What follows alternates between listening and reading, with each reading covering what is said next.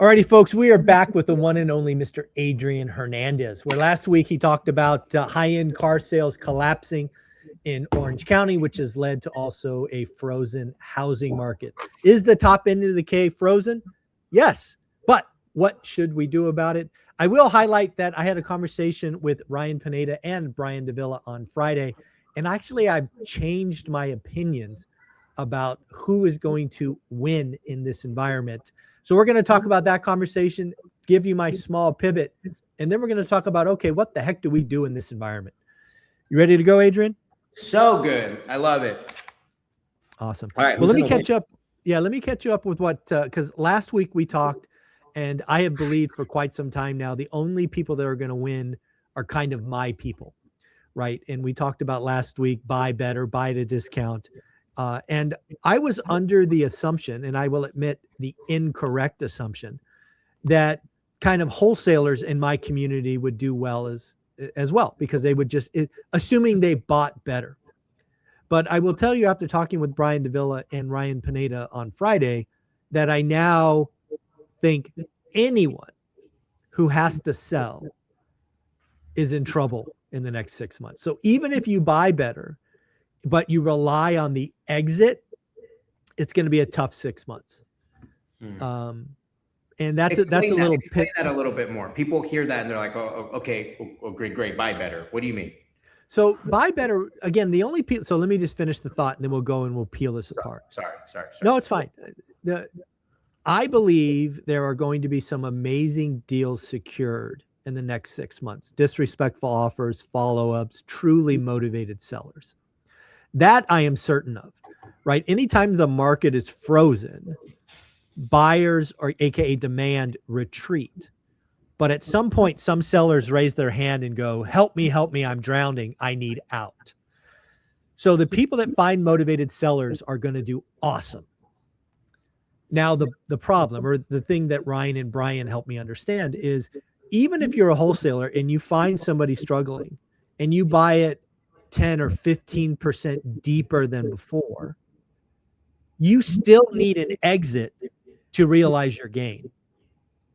And I am now of the belief the next 6 months, exiting cannot be counted on. Rates are going to be higher. War may grow. I mean, all of these things, the stock market might crash. There are all of these things that might cause mom and dad, the home buyer, to retreat. So I think even if you buy better as a wholesaler or a flipper, let's say you buy it 20% deeper as a flipper, but you still need that exit in 4 months, that's risky. So the only people that are winning are buying it 20% lower, setting up 30-year fixed rate financing, stacking inventory, because this market will turn. The spring selling season will be here. I think the chances of having no third spring selling season are pretty low, right? We had tariffs and then we had war. Like, what's going to happen next time? So that's where I am at now, is if you're in my community buying for cash flow, long, thinking decade, 30-year fixed rate debt, we're going to get deals of a lifetime in the next 6 months. So that's now what I think after talking to those two guys. Interesting. Yeah, and I could see that, right? And I can see where, but I guess that's where disposition comes into place, and having a good, strong person looking for new buyers every day that are looking to buy and hold, that are looking to hold and keep, and those one-off new flippers that think that this is the best time to flip. You can buy my house if you choose to. That's on you. I'm not going to force you to, but if you want to buy it, I will sell it to you. Yes. Right. So I agree with you, and I agree with what they're saying. I think that's where you just got to get better at your craft, get better at finding better buyers. I agree 1,000. The environment that we're going through for the next 6 months is very much like the 6 months after Jerome Powell said pain is coming, right? A lot of people, including yourself, we did shows on this years ago, were losing a lot of money, right? Because you were in deals before that happened that you unfortunately had to exit, when pain was coming. Ryan lost 7 figures in that environment. So Ryan's not touching that stove again, right? He's not doing flips now. He had 20 flips going at that time and they all lost money, or at least most of them did. So yeah, anytime you have to exit in the next 6 months is rough. But again, if you're wholesaling and you're just controlling paper and maybe you have a 500 EMD on the line, so be it. But yeah, focus on disposition. That's going to be the hardest part of this cycle. Not like I think your acquisition team is going to be cranking. It's the dispo team that's the most important at this point. They got to be rock solid. 100%. Yep. And finding you. And that's what I'm really excited about. Like, you know, I hear all this, I hear this, and I've been talking to a lot of different other buyers too, and different investors. And I had a good call with Thatch Nguyen last Friday and his community. And I mean, just number over number, right? Like last year, our average per deal, Zuber, was 52,500. Net. And yeah, today it's 38,833. Okay. Right. So same amount of transactions, but we're down. What is that? 13,000. Yeah. Well, actually more than that. It's down quite significant. Right. Yeah. And I'm seeing that across the board. However, I'm also really excited because there's going to be a lot of people that take this and they allow fear to stop them from taking action. And they're going to leave a lot of market share available to those that are taking action every single day. I'm actually, you know, last week we had the conversation. Some of you could have seen my face. Like there was a little, you know, I got a little fearful. I was a little like, wait, hold on. And then we got out of the call, and then I stopped and I realized what a great opportunity for everybody right now who can believe in that. Yeah. Right. Let me put some numbers behind this. And again, we have history. And again, I think the 6 months are going to be very similar. So going into the 2022 crisis, collapse, loss, the wholesale industry was on fire. And there were thousands of these people. Let's just say there was 100 in your market, just to give you guys scale. So there was 100 people flipping in or wholesaling in Southern California.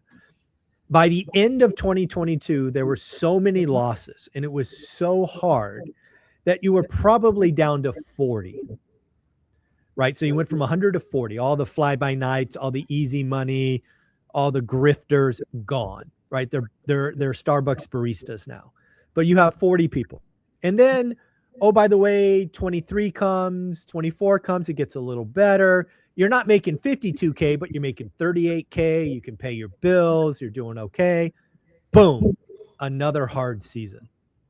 So what I think is going to happen in this hard season of this 40, by January or February next year, you're going to have 15. And then, to your point, those 15 are going to be operating in an environment and feel like it's a buffet because you're going to have your choice. And yes, by the time you go from 40 to 15, your average per deal might go from 38 to 29 or 27.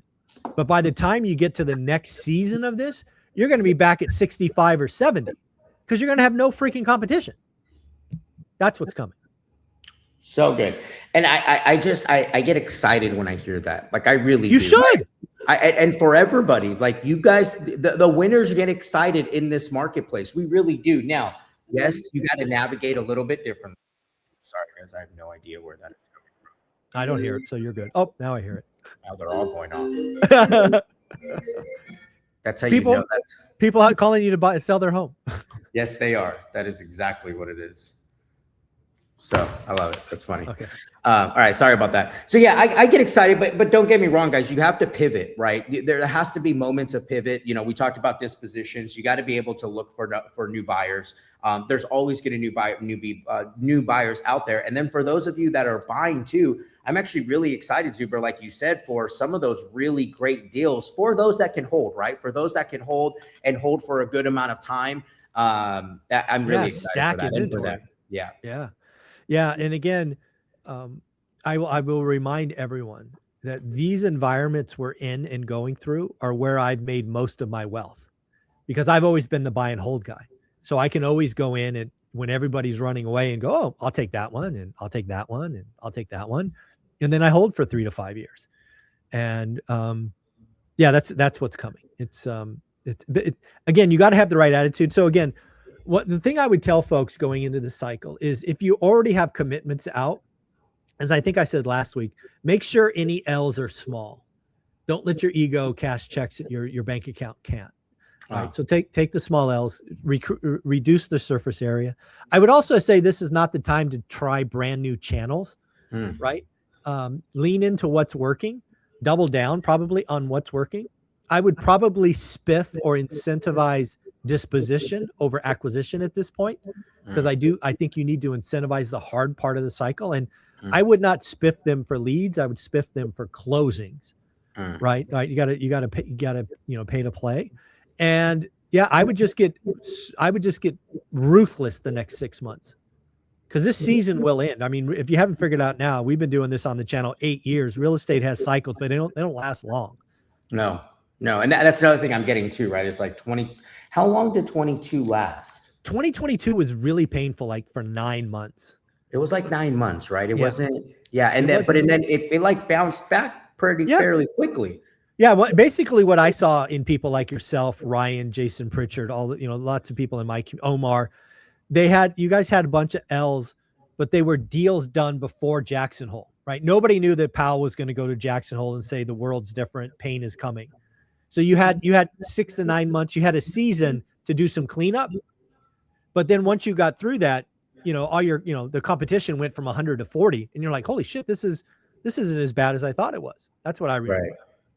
Right. Interesting. What about agents? So that was really good for any wholesalers or flippers that just listened to that. Zuber just gave you some really good gems there. Like really good. What about for an agent, right? Yeah. So agents, again, when you think about agents, you have two sides of the equation, the listing and the acquisition or purchase. For listing agents, because again, where I'm at with listing agents is I would almost not take listings on what I'll call wish pricing. Right. They're going to want you, especially in Orange County, right? Because I got to imagine you sign a contract, you got to take photos, you got to do flyers, you got to do this, you're spending tens of thousands of dollars for these 7-figure homes. But if they are not willing to talk about a real market moving price, you're just wasting your time and wasting your money. Right. So I would get more aggressive on having hard conversations about real numbers. So that's what I would tell listing agents. And then buying agents, again, it's not about having interested buyers, because I'm hearing about record cancellations. And it's not actually cancellations because they don't want to do a deal. It's because they found a better deal, right? They lock up your house because, they haven't been able to do it for 3 years, but 3 weeks from now, they find a better one and they cancel yours and they move over there. So you just got to make sure your buyers are locked in. So good. I love that. To the listing point, guys, I would build in price reductions. That's what I heard when upfront conversation. Yeah. Build in a timeline, right? Yep. Schedule. Yeah. If we're not getting offers in 30 days, we need to do this. If we're not getting showings in 30 days, we need to do this. If we're on the market X amount of days, we need to do this. Very good. Very good. Would you say being able to really educate a consumer, let them know what the marketplace looks like versus just shooting at whatever number they want, the education is more important than just shooting at the number? I think this is the time agents need to earn their money. And you've got to be able to communicate with data that the market is changing. Days on market up, listings down, or showings down, right? You've got to set those expectations, because most homeowners, they look at Zillow and every homeowner thinks their house is special. And if you're not doing your job as the professional in that relationship, you're going to have a very unhappy client in 2 weeks. So good. I absolutely love that. And I asked that because I'm not seeing enough education with data. Matter of fact, I have agents still going off of comps as of 60 days ago. And completely different market. Yeah, we can't do that. We're not in that market. So then to that point, right, run comps as of today and adjust 10 to 15. Would you say 10 to 15 or 15 to 20? Again, I think each house is different, right? Orange County is very special, right? I think the closer to the water you are, probably 10, and the more inland you are, 20. What about Fresno? Fresno's at least 15. Yeah. At least 15. Yeah. Okay. So inland markets, 15, more higher markets, 10. Yeah. And again, it's really hard, right? Because Orange County's got those special unicorn properties, right? Which, will always sell. Right. But most of you don't have those listings. Yeah. Yeah. It's funny we're talking about this. I was talking to a guy named Jeff. He's a old time wholesaler. He's about 70 years old. Oh, damn. Wholesaling for 35, 40 years, right? Before wholesaling was wholesaling. Friends with Mike Cantu. Oh yeah, I know Mike. Yeah. So, friends with Mike Cantu, like that whole circle, right? I noticed there's like a SoCal circle. OG, yeah. And they're all OG, right? Yeah. Well, one of them happened to be following my career, and he reached out, and we've been talking quite often. And even he's like, dude, he's like, it's very interesting to see. He's like, I see all these different home buyers, and he goes, but I see more of them leaving than I see them coming. Yeah. And he goes, I've seen this play out before. And it's funny because everything that he was pointing to and talking about yesterday is in direct alignment to what you've been talking about. Mm-hmm. So it's really good. And I'm really excited. What for anybody that may be just ultra fearful about this, just, okay, I hear you guys. I hear you. Okay, you're excited. I'm not excited. A matter of fact, I'm scared. And I'm not talking about me, but someone listening in. What could be some... Well, I'll give you my opinion. I'd love yours. Mindset is certainly more your bailiwick than mine, but you know, I hear that enough in different instances in my life. And I think the first thing you need to do as an adult is figure out why. Usually there's baggage or some story in your history of that. Second, I think social media has a way of making people scared. And unfortunately, it's a lot of their own doing. I could probably pull up, like, if you came to me and you said, no, I get it, I know you want me excited, I'm not. I bet if I grabbed your phone and I pulled up Instagram or YouTube, all I would see is doom and fear.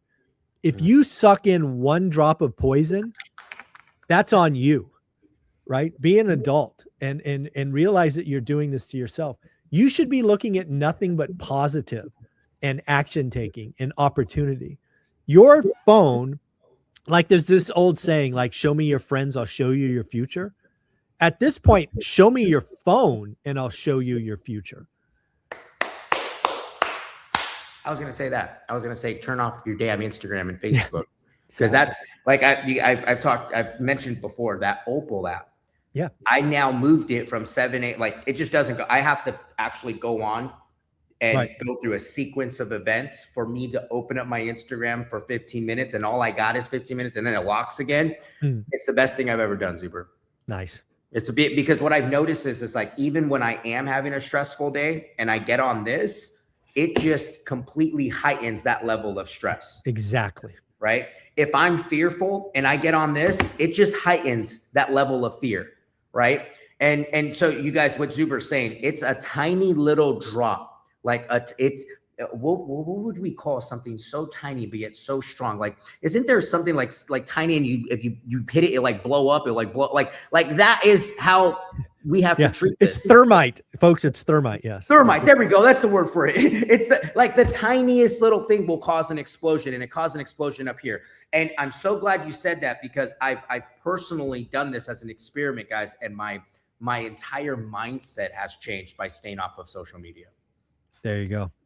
So that's what I would tell folks. Again, folks, I think we really need to start understanding the old saying of show me your friend, I'll show you your future. It needs to be show me your phone, I will show you your future. I think it's that simple. You need to put that in a little quote. There you go. Throw it up on the IG page. There you go. So Adrian, where can people find you? Guys, catch me on Instagram at Adrian Hernandez. Keep your foot on the gas right now. Now is the time. Let's go. Let's go.